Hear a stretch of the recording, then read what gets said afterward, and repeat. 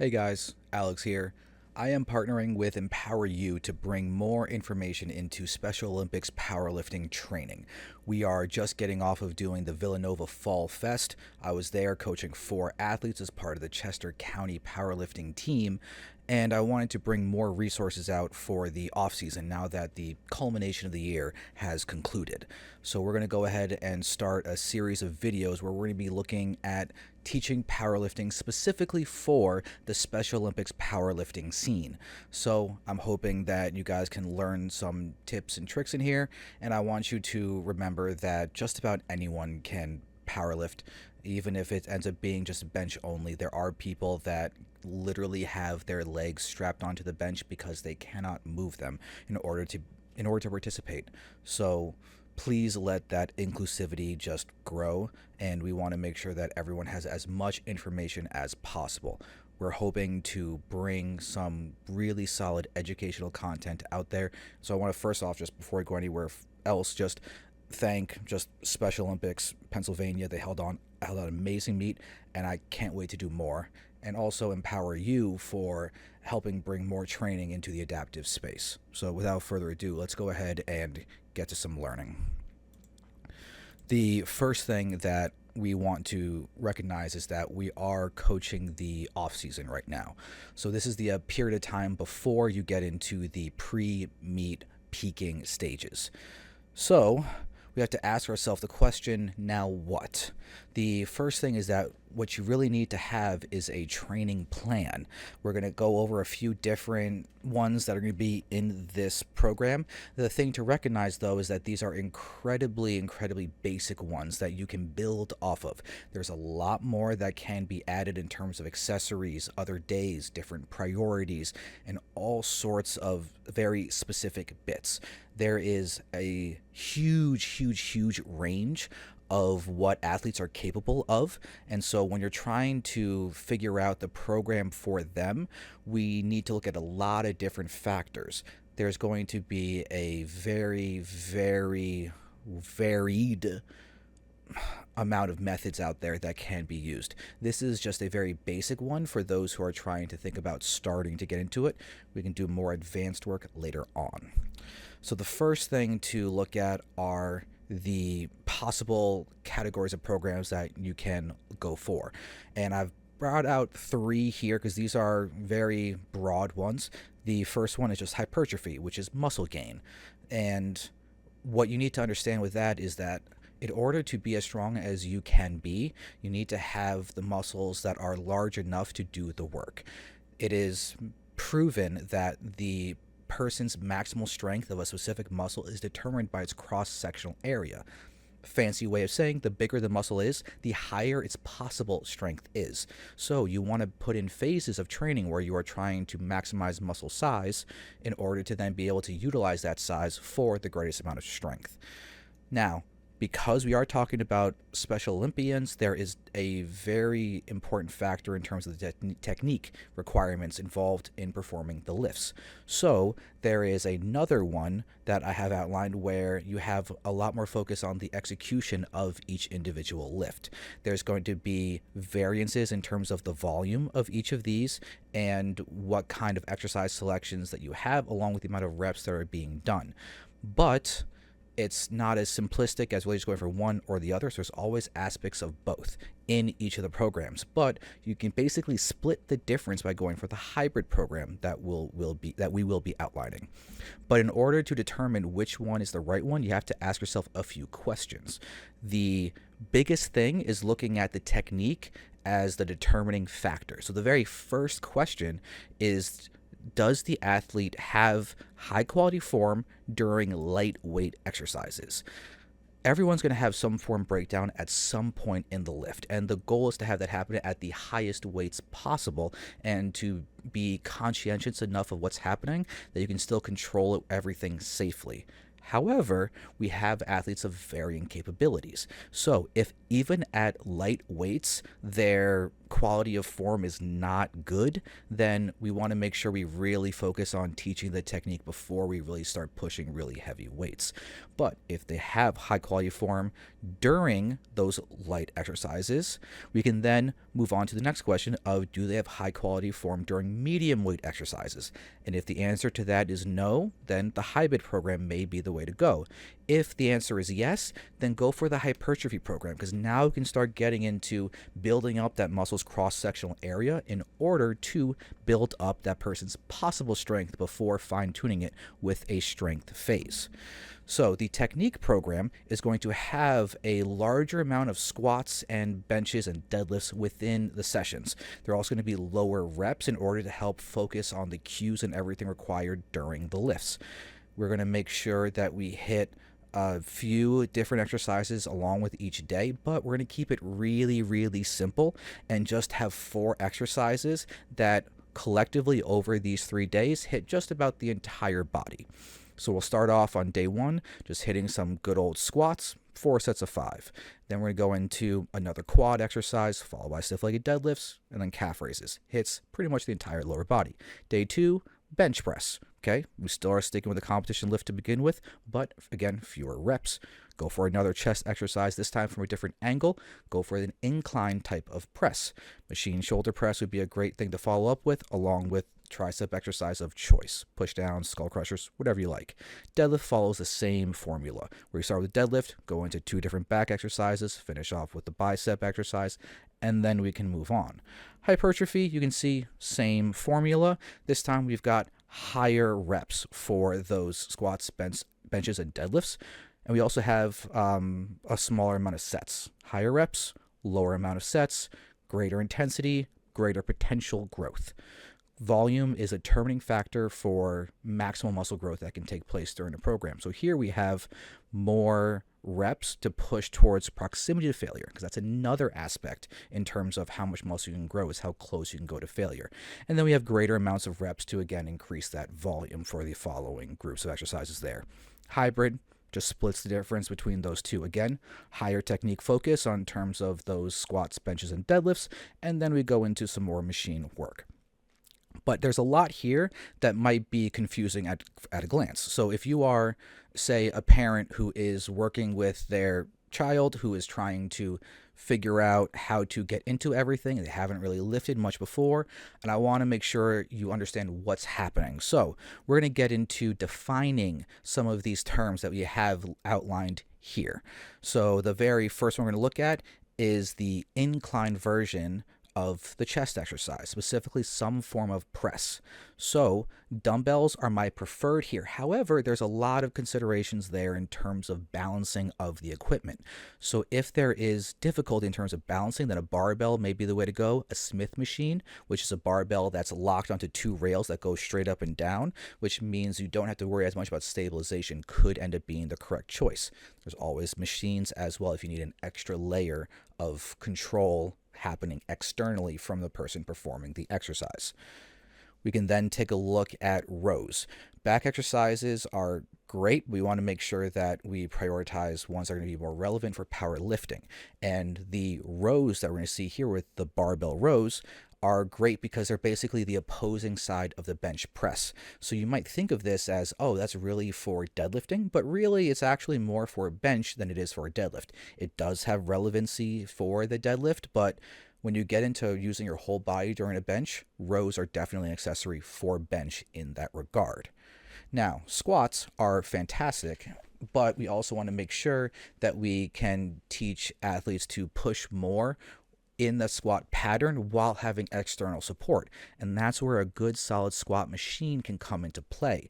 There are some fantastic options for this, like a hack squat, a belt squat, or a pendulum squat. You can pretty much look at an exercise and see, does that machine contain the word squat in the name and provide external support in some way that the athlete does not have to worry about balance or stabilization as much as they would with a freestanding barbell squat. Those are generally going to be a good option to satisfy this requirement. Stiff-legged deadlifts are an interesting one to include because one of the most common form issues when it comes to Special Olympian powerlifters is the tendency to have their butts rise really quickly, and then the rest of their torso follows in the deadlift. So we can include stiff-legged deadlifts as their own exercise where they keep their legs as far back as they can, not quite locked out, but pretty far back, and then stress the hamstrings through that range of motion on purpose. It may also help them differentiate between what a stiff-legged deadlift is compared to a standard deadlift. It's going to be easier for some, trickier for others, but we do want to help bring understanding of the nuances of exercise as best as we can when dealing with the athletes. Now, we can go into the other category of the back exercise, the vertical pull. So pull-ups, pull-downs, those kind of things where you're basically operating above shoulder level are another really good thing to include in these programs. So when you're doing those pulls, focus on making sure chest stays up and the athlete's not just pulling themselves back with like a back extension type movement in order to move the weight. We want to keep them controlled and able to push heavier and heavier while not using momentum. Those are the key things when it comes to these types of exercises. Next, we can take a look at the machine shoulder press. What we are really trying to find is a way for the athlete to be locked in to a seat and then pressing above their head. And there are so many different types of machines that will satisfy this requirement. The biggest thing to understand is the differences between the hand angles that people sometimes do. I would say ideally you would want the palms to be facing away from their face so they're pushing more straight up this way. Alternatively, if someone has shoulder pain or shoulder issues, they may be more comfortable with palms facing in towards each other. So experiment with that. The other thing to examine is the angle in which the arms go above their heads. If it's happening at an angle, and I'll just quickly change my camera to here, if they're quickly going up and it's straight up like this, that's probably better than if they're pushing and it comes out diagonally like this. This is going to be almost more of an incline chest press than it is going to be a shoulder press. So the more we can go straight up, the better. Okay, now, so we shall move on and look at the quad exercises that are machine-based. So this would be separate from the squat ones, where we're now looking at even more external support. So for example, here we have a leg press where your body is pretty much locked into its position and you're just coming down as low as you can comfortably without having your hips really come off of that bench. It is a fantastic way to help build power, and it's also nice because it's hard to put yourself into a risky position with it. The most common things that will happen to derail a quality leg press is to, when you press, go onto your toes. If you go onto your toes, you're going to become weaker because you are not using your quads as efficiently as if you were pushing through your heels. So a common thing to remind athletes in this regard is to go heels, heels, heels, and remind them to push through their heels as they push that sled higher and higher. The other thing is that they'll try to come down too far because range of motion is good. Understandable, range of motion is definitely important when it comes to performing an exercise, but we want to make sure that when you do that, you're not coming down and your butt just comes climbing off of your seat. We want the butt to stay attached to that seat. Then hamstring curls. You have a bunch of different varieties of this. Generally, you'll be looking at either a seated or a lying hamstring curl, but it's going to be a really good way to put isolation into those hamstrings because they're involved in deadlifting. We want to make sure we give them some dedicated attention as well. The thing is, for these, we want to make sure the lower back does not get pulled into these. So if you see the athlete pulling their legs up into it and their butt follows, we don't want that. We want the butt to stay stationary, the lower back to not move, and all the pull to come from the hamstrings themselves. Okay, so now that we have gone over all of these different terms, let's take a look again at the workouts and start looking at why these exercises are in there in the way that they are. So let's take a look at that technique program. We have squats, 4 sets of 5. Gives you enough time to focus on the cues, focus on the body positions, and make sure that the execution has been done as well as is possible. It'll get better over time, but we got to give it the time to get better. So more sets, fewer reps allows for more reps happening with the athlete focusing the way that they should.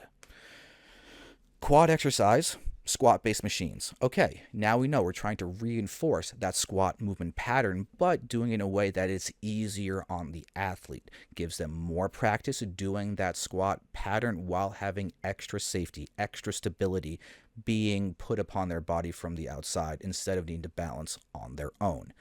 Now we can add in those stiff-legged deadlifts, and with the lower amounts of reps going from 6 to 10, it then again gives them the ability to focus and concentrate on what they are doing and focus on that form and feeling the hamstrings, giving them that reminder that they need to look at what their body is doing in space. We want to make sure the legs are close to locked out, but not quite locked out, and they stay that way the entire time, and then they bend forward and have the bend happen from the hips, not with rounding of the back. You see how you can then add into a standard deadlift where they're trying to make sure their body's controlled in the way they want it to be. Practice both of those and differentiate them, and then the athlete will have a better idea of what they're supposed to be doing because they have a greater understanding of what their body is doing. And calf raises are there. We want to round out the legs, do a little bit of calf work, get some blood flow in there. It's just healthy to make sure that we're not just neglecting them. They are an important muscle. Bench press, same thought process of the squat. Enough sets with few enough reps that you're concentrated for all of them. The incline chest press is going to be a good way to make sure you can practice doing a pressing motion, but again, with greater control. And if you add in dumbbells for that, it's going to be a fantastic way to hit more chest, less tricep, and focus a lot more on the positioning and balance that are going to be really important for just general functionality. Machine shoulder press, because it's above shoulder level, I would really err on the side of doing a machine, because if someone's working on the technique program, they probably don't have all the motor control that would be desired. So machine shoulder press when they're pressing above shoulder level may be a good safety consideration. And then tricep exercise. Again, you can do skull crushers, push downs, close grip bench. It all depends on what you feel is going to be a good fit for your athlete. Day 3, we're looking at deadlifting. Again, same thought process, but we have only 3 sets of this. We don't want to overtax this person doing all sorts of squats and deadlifts during the week. We already have stiff-legged deadlifts happening on day 1, and we want to make sure that the deadlift on day 3 gets the same attention, but does not put the person overboard in terms of what they need to recover from. Then we just add in some solid back work from both angles. We have the rows as well as the vertical pulls, and that's going to be a really good way to round out the entire back being worked efficiently. And then finish off with bicep curls, enough to get a good solid little bit of work in there and get the biceps a little stronger, and not too much though, because we are already hitting biceps as a secondary muscle with those 2 back exercises. Hypertrophy program, we can see that the same logic pretty much applies throughout here. We're following the similar formula, just tweaking it slightly. Little fewer sets or a squat bench, and then we have a little bit higher reps for the squat bench and deadlift. We're trying to get more reps, more volume in here, more proximity, actually I guess I say less proximity to failure than the technique one. We want to push them closer to their limits here because we're trying to tax the muscles as efficiently as possible. So we then throw in a quad exercise, whatever machine you want to do to really blast those quads with that extra support. Hamstring curls, same thought process as prior. And you can see the pattern still continues for the other exercises. So I'm not going to repeat it again. We're going to go into the hybrid program and you'll see it just splits the difference. We now have that first technique style set for your squats, bench, and deadlift. And then we go into the accessory exercises that happen afterwards, but we're now lowering the reps a little bit to again have greater concentration and less focus on pushing the athlete as far as they can go, because we're trying to make sure they're still doing everything with the quality that we need them to have. And I also want to make sure we touch on the warm-ups and everything that goes into these workouts. We do not want to start off too heavy too soon. That is one of the most dangerous things that can be done. That is preventable. There's always risk to something, but I think having risk in there that is unnecessary and preventable It should not be there. It is unnecessary. It is preventable. So this is one of the best ways to prevent that risk from happening. Start off light. And I don't care if it means you're doing 7 sets before you start doing a working set. If that's the amount of time the athlete needs to get acquainted with the exercise, to feel like they are confident on it, and they need that extra repetition mentally or physically to have it be performed the way it should, then that's the way it should happen. Give them the time to acclimate and perform well and confidently. It's hugely important. So, we want to make sure the weight does get heavy enough that it becomes difficult. It needs to be hard. If we want the athlete to progress and get stronger, we can't shy away from hard work. We want to make sure they're getting there as safely as possible. So have form standards, but also make sure they're actually putting effort. We don't want to cloud progress from happening because we're hyper-focused on the perfect technique. To some extent, you kind of just have to settle for a technique that's good enough to lessen the risks. Just think about how many deadlifts you've seen that have a really rounded back, and how many of them have they actually gotten hurt during those. It's a shockingly small number considering how textbook that form says should be bad and everything. The textbook is saying that you should never ever do that, yet we've all seen it. We've all seen it happen repeatedly. So there's wiggle room in terms of safe form. As long as you're within the safe wiggle, it's okay. But very individual for each specific athlete. But keep that in mind. So now that the weight has become difficult enough, we can call that a working set. And notice the differentiation between warm-up and working sets. We want to ensure that the athlete gets the amount of working sets they need. The warm-up sets do not count. We have in the program sometimes 3 sets, 4 sets listed. Well, those are the working sets. So if they're doing 3 warm-up sets, they're not now done with the exercise. They still are at 0 working sets. So keep that in mind and make sure that you only count the working sets when it comes to the sets that are going to really drive progress. Now, there is so much more that needs to be handled. But I want to also just commend the 4 athletes that did compete this weekend for Fall Fest, and it was phenomenal. These guys did amazingly well, and they deserve so much credit. And I want you to recognize that anyone can do it. We just have to set them up to be able to do it well. And the weight that actually gets lifted, it doesn't matter.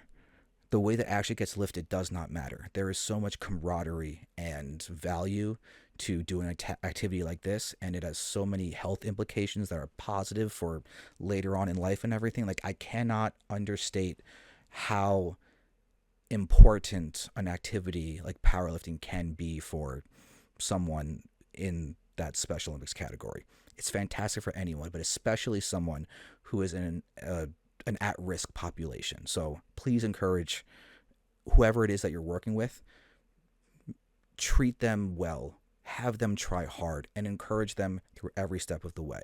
There's a lot more that goes into this, and we will be covering more of it in the future. So some examples for that are getting a little more in depth into the actual execution of a squat, a bench, and a deadlift, both in terms of competition standards and in terms of some physical specificities, we will say. So we'll go through that. We'll talk about the rules for each of them, make sure that everyone understands what goes into it. And then we'll also talk a little about the nutrition side of things, because we want to make sure that if the athlete's doing this work, that they get what they can out of it. And that means a lot of considerations in terms of protein, to put an example onto that. And it's just going to keep going on and on and on. But we will handle that. And I just want to wish everyone the best. Thank you for sticking around, helping your athletes, helping your children's family members, brothers, anybody. It is really amazing. We're going to have more content out here for you guys to learn from, and I would love to hear any stories that you guys have.